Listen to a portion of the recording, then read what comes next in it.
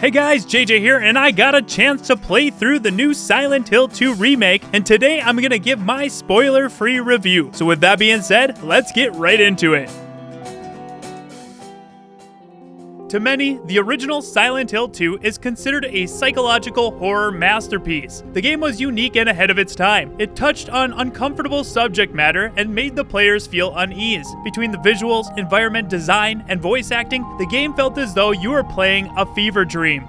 One thing I often say about media is that it doesn't need to make you feel good or happy, it just needs to make you feel something. That's exactly what Silent Hill 2 did for me the first time I played it. I couldn't get it out of my head, it just stuck with me as it did for many other fans. When Konami announced that they were remaking Silent Hill 2, helmed by Bloober Team, some were excited, but many were skeptical if Bloober Team could pull it off. I mean, these are incredibly big shoes to fill. Team Silent captured something irreplaceable with the original Silent Hill 2, capturing that magic twice seems like an impossible feat. I'll admit, at first I was cautiously optimistic about the remake, then I saw the combat trailer and was overwhelmed with disappointment, as I'm sure many others were. Thankfully, Bloober Team made a statement that footage showcase was an early build of the game and it has since come a long way. While this was reassuring to hear, it remained to be seen if Bloober meant what they said. Only time would tell. I can now confidently say that Bloober Team did in fact mean what they said, and not only is Silent Hill 2 Remake good, but it has exceeded all of my expectations. I now regard it as one of the best remakes I've played since the Resident Evil 1 remake on the Nintendo GameCube. That may come as a surprise, so let me get into it.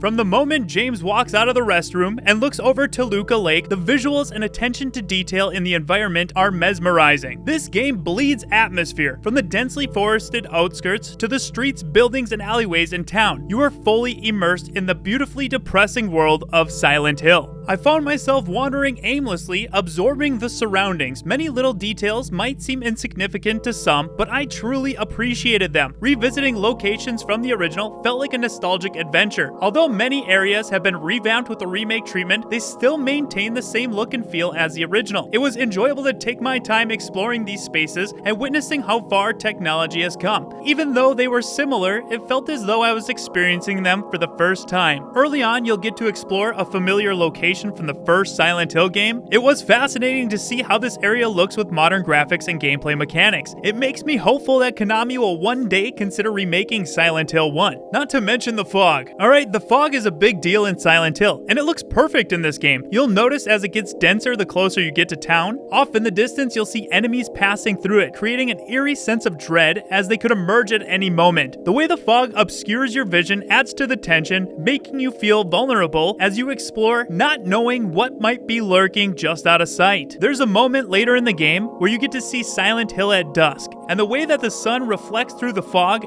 is just beautiful. One thing to note about the fog, there are moments when it rolls in like a hurricane, bringing more creatures and ramping up the tension. At first, I thought it was a cool addition that added to the intensity, but then I wondered if it pushed the players to rush towards the next objective. I'm still kind of on the fence about it. Let me know what you guys think in the comments below. Yes, that's right. I dedicated a good portion of this review to the fog. Now let's move on. Not only did Bloober Team capture the look and feel of the world, but they've also added specific locations and shots from the original Silent Hill 2 that unlock in what I like to call memories. While some objects have been shuffled around in the remake, it's almost as if they're giving a nod to the fans and showing respect to the original game. I appreciated it. We can't move on and discuss the gameplay until I mention the atmosphere and environments in the other world. While it looks visually impressive, there's so much more to it. If you pay close enough attention, set pieces will change as you backtrack through certain areas, subtle enough to make you question if you're losing your mind. The atmosphere here is on another level and perfectly captures the feeling of being in a tormented purgatory, void of any hope. Man, Rust never looked so good in 4K. With all that said, there are slight faults with the visuals. Very minor glitches with the lighting and objects in the environment occurred, but they were so rare in my playthrough that it wasn't much of a concern. This is by far the best looking Silent Hill game to date, and one of the better looking games I've played recently in general.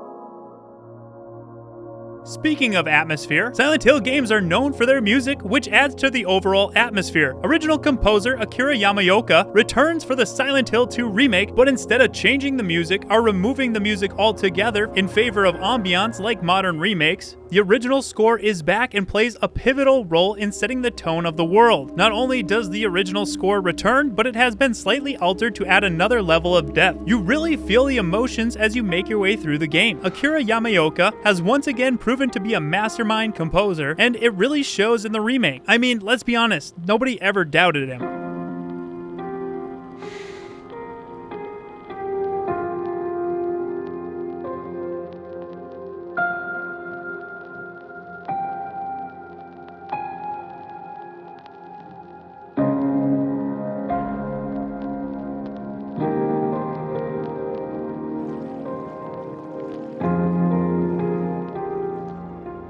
Additionally, you'll hear unsettling sounds throughout the game, especially in the other world. Cries off in the distance, voices speaking so quietly you can barely hear them, the shuffling of nurses' feet around the corner. The list goes on.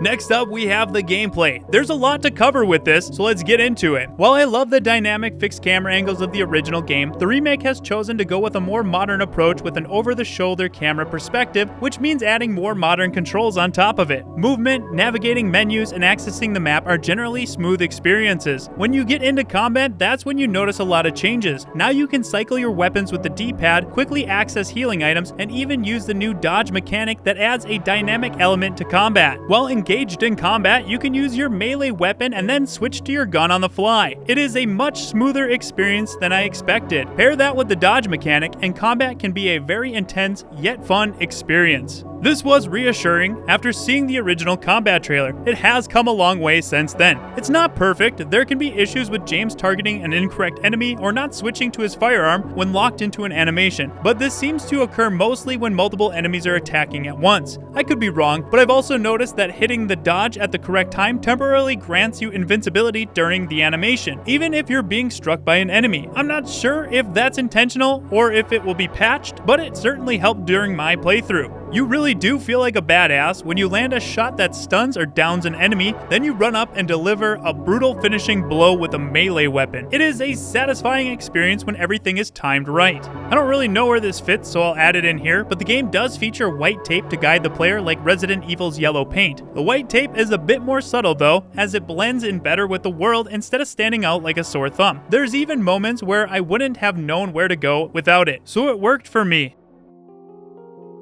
Next up, we have puzzles. This game is packed with a variety of puzzles, many of which are familiar from the original. You'll recognize the classic challenges, but now they come with additional layers of complexity. For example, the coin puzzle has evolved into a multi-stage narrative experience. You insert the coins based on the accompanying text, and when you get it right, the story unfolds further, requiring you to reposition the coins as the narrative progresses. This added level of interactivity and storytelling breathes new life into the familiar puzzles from the first game.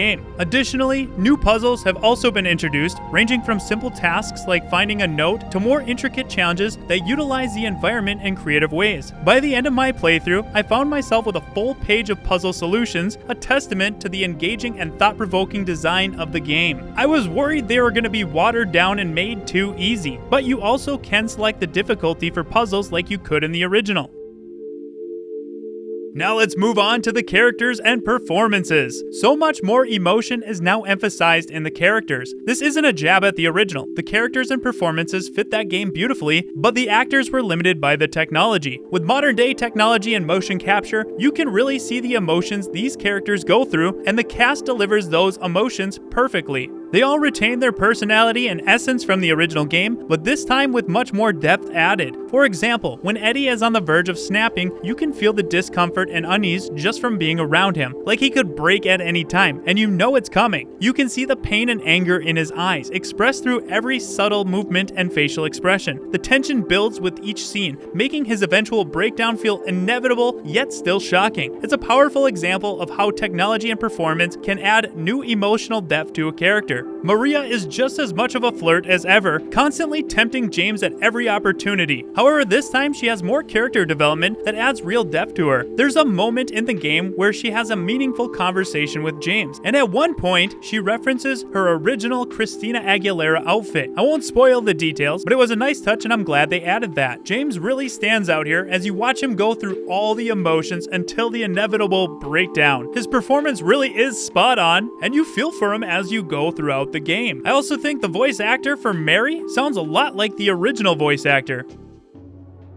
Now, let's discuss the enemies. All the enemies from the original game returned for the remake, but now you can see all the grotesque details much better, and it's disgusting. They also behave and sound very similar to the original game, aside from a few boss battles that were tweaked for the modern controls and design. Again, this alteration hasn't taken away from the original in my opinion. On top of this, newer designs and behaviors have been added to enemies in the other world, offering new challenges and preventing repetition. One enemy now explodes acid vomit, so you'll need to stay clear when you down them. The mannequins really shine in this remake. While they're not very strong, they're much more terrifying this time around. They'll hide perfectly still in the environment, beneath tables, and in corners. Then, when you least expect it, they'll jump out and smack you with their cankles, leading to some really good jump scares. I had a few heart-stopping moments during my first playthrough. They also are much faster and more aggressive. The nurses are also fantastic in this remake. The way you see them emerge from the dark halls at the hospital or just roaming around tweaking out with all their head twitches. They're also much more deadly in combat. Pyramid Head is also just as terrifying as ever, but like the other enemies, he is much smarter and more aggressive. There's not much else to say other than the enemies are back and none of them have been scrapped, which is nice when remaking a classic game many consider a masterpiece. Speaking of scrapped content, nothing in this game seems to have been removed. Yes, some things have been altered to create a fresh experience for veteran players, but it's all still there. If anything, all the elements that made the original so special remain intact, but with more. The closest game I can compare this remake to is the Resident Evil 1 remake. The game retains the essence of what made the original so beloved while upgrading key elements to take advantage of the modern technology. The original game is a masterpiece, and this remake doesn't take that away. Just like the Resident Evil series, while I appreciate elements of the remakes, that never replaces the original games and the impact they've had on my life and gaming in general. I often go back to revisit them despite having the remakes. I enjoyed this remake far more than I expected, and it's easily one of the best games I've played this year. Sure, not every game needs a remake, and there should always be room for new stories to be told in the world, but if this remake was an indicator of what Bloober can do,